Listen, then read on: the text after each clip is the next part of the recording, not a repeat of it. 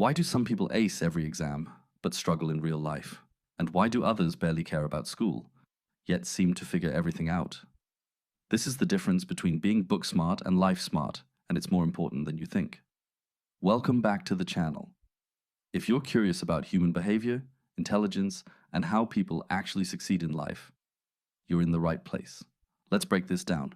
Being book smart usually means you're good at learning, memorizing, and understanding academic information. You perform well in structured environments like schools and universities.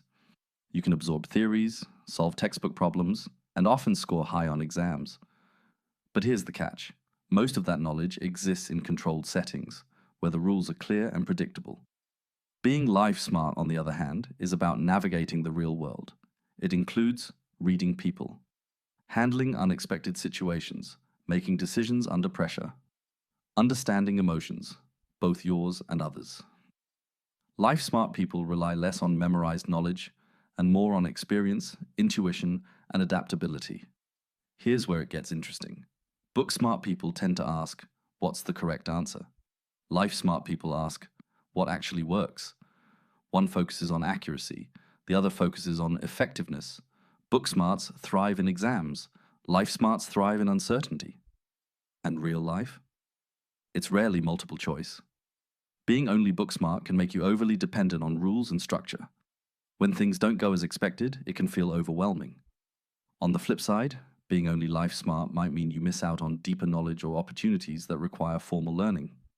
The truth is, both types of intelligence matter. Psychologists often link this to different forms of intelligence.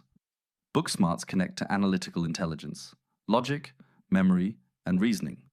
Life smarts connect to emotional and practical intelligence, how well you adapt and interact with the world.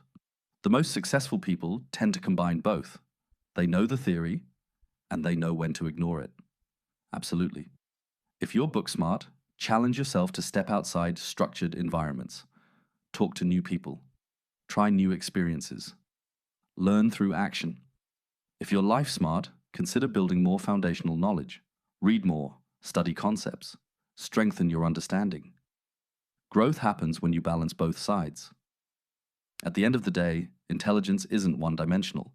Being smart isn't just about what you know. It's about how you use it. If you enjoyed this video, like and subscribe for more psychology content. And tell me in the comments, do you think you're more book smart or life smart? See you in the next one.